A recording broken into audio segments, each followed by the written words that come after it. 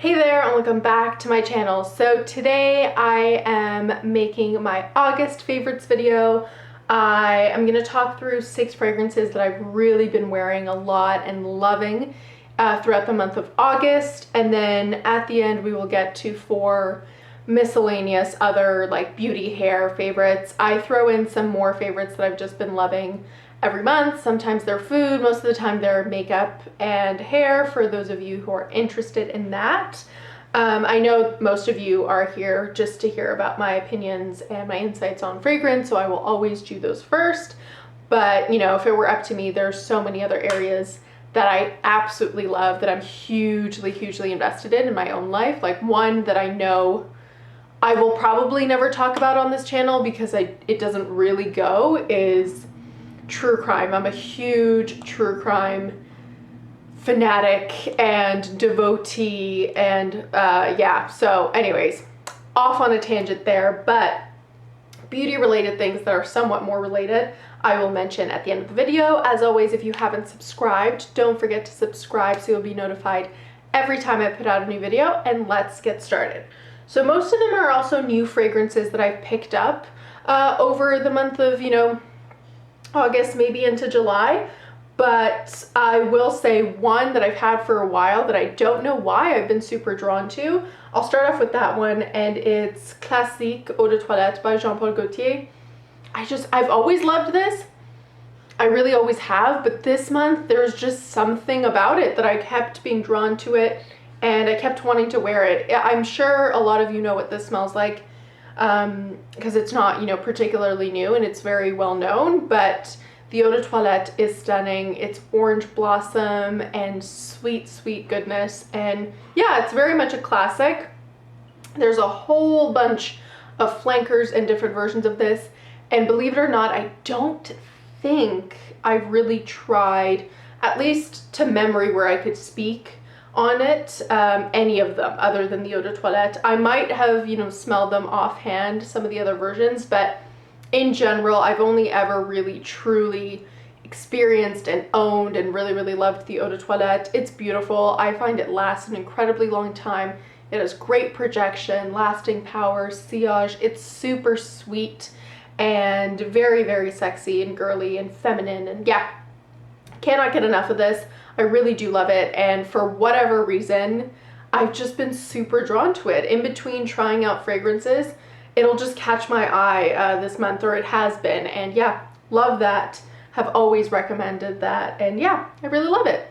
So then the second one, I promise I'm not going to spend a lot of time on, because I feel like even for me, I've talked this one seemingly to death, but I have to stay honest in these, well, in all my videos, but I have to stay honest in these favorites videos. I can't just pick out things just to talk about them. I really picked out the 6 I've been wearing the most, and number 2 is Rose's Berberanza by Maison Lancome. It's just beautiful. Again, I really don't think this was particularly the time of year where this is going to shine, because it's quite syrupy, very sweet, syrupy rose with pistachio, very gourmand, but I just love it. I've loved it ever since I got it, so I have been wearing it a lot, and yeah, love that. Then one that I've really loved, but particularly I find myself wearing a lot of nights to bed, is Clair de Musc by Serge. Oh, I just love this. This I've talked about before. I'm actually going to wear it right now.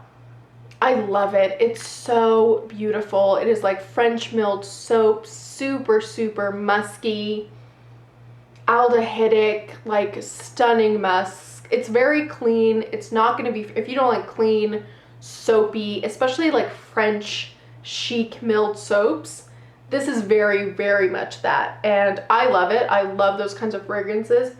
It's also like vintage smelling in that way, that it just smells like old milled soaps, and it's very Parisian, I find. But yeah, this is my first and only Serge fragrance that I've ever owned, and I'm really happy with this one. I think I chose a good one. It's also very calming to wear before bed, and I find I've been trying to wear, as I always do, for those of you who know, wear fragrances that I don't particularly like, or that I'm trying to finish up to bed, because I can spray them on my duvet and my pillows and my sheets, and yeah, and then, you know, a little on myself, and I end up using a lot because I'm overspraying to the max. But more often than not throughout August, I haven't been reaching for the ones I'm trying to finish because I so badly just want to wear Clair de Musc. So love that. Then another fragrance I've worn a lot on the super hot days, especially in the morning. I find once, you know, on work days, if it's still really hot in the morning and I want something relaxing but still is going to cut through the heat, I've been really drawn to Otble. Because of that lavender, I just find it to be calming, but it's a nice tea scent, so it cuts through the heat, but it's got, you know, a duality of dark and light teas, herbal tea, and it's just really nice. I found it's just like an easy to wear one for mornings at work. So been loving that. A surprise fragrance for me that, you know, from first impressions to how much I'm loving it now, it's all just remained true. I mean, I'm even surprised by how much I like it, but it's Michael Kors Wanderlust Sublime. I really like this one, you guys. It's like citrusy and floral and very beachy, extremely beachy. And I don't know what it is about this fragrance, but sometimes fragrances take me to a certain place, even if I've never been there or I've never worn them there. And this just screams like Cali girl, Cali like beach vibes. It's like Santa Monica, Venice for me. And you know, if none of all this stuff were going on and it was safe to travel, I would love to be in California right now, wearing this on the beach, relaxing, getting tan. And yeah, it's like slightly suntan lotiony, but very beachy, little citrus and fresh. I just really like it, and I usually don't really like Michael Kors fragrances. At most, they've been just like so-so for me, and this one just blew it out of the park, so love that. And the last fragrance I'm going to talk about, I had to mention because though I've only hauled it quite recently on my channel in August, I have had it for a little bit longer than that because, as you guys know, I pre-film to a certain extent, and so since I've had it in August, I've been wearing it non-stop. I love this so much, and this is Her by Zadig and Voltaire.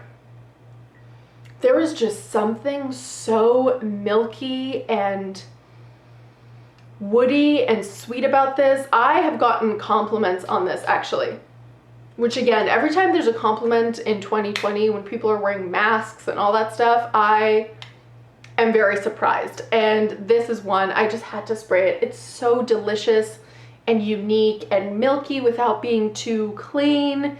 It's woody without being too deep. And yeah, it's completely unique. At first I was kind of worried and I thought maybe I should have gotten the smaller bottle because the 100 ml I was just, you know, not too sure about this one. And now I'm so happy. I don't think you can see it, but I've already gotten down to here. Which it came up a lot more full than that. So I've really been wearing this a lot, and I feel like when I finish this, I might miss it and I might want to get it again. So loved that. I've loved all of these, but definitely I'm going to see myself wearing that kind of year round because there's just something about that fragrance. And yeah, those were my 6 fragrances that I've worn the most throughout August and that I've really been loving. And then really quickly, just the 4 miscellaneous favorites that I've loved throughout August. The first one is actually what I've got on my eyes right now. It's L'Oreal's Matte Signature Eyeliner.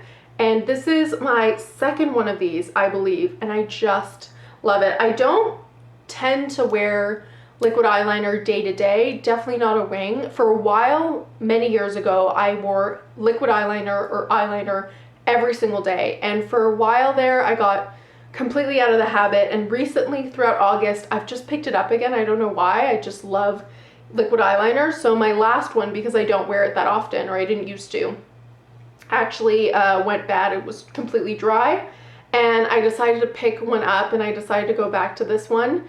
I really like it. This was new a little while ago. It's not super old, and I tried it once before and I liked it. It dries very matte.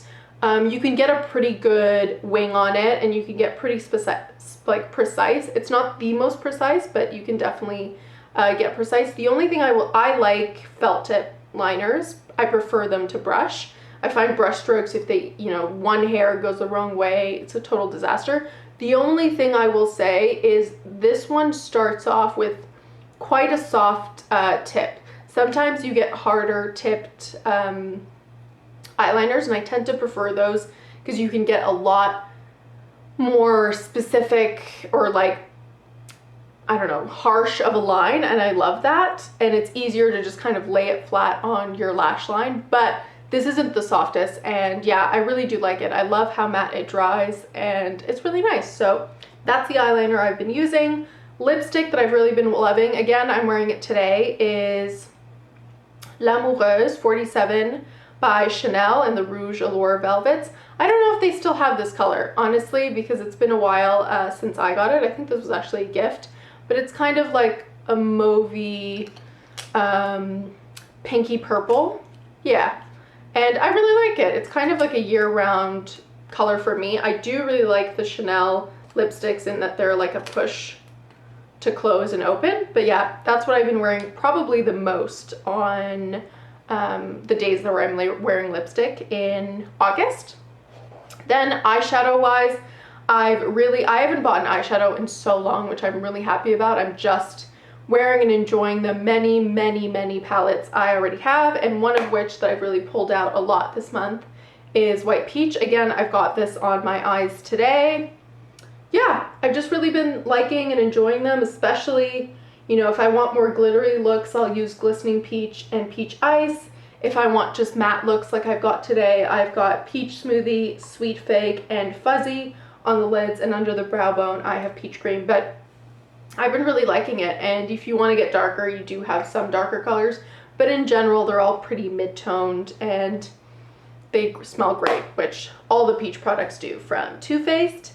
And then finally, lastly, for hair, some of you have asked about hair stuff. I got a haircut, I think, in early August, I believe, and I've really been trying to moisturize extra this month to try to keep it fresh, and my ends were very dead before. So while I prefer longer hair, I just decided to kind of focus more on their health. So I've done Olaplex a couple times. I have all the at-home stuff, which has really helped. But jojoba oil is an oil that has done wonders for my hair.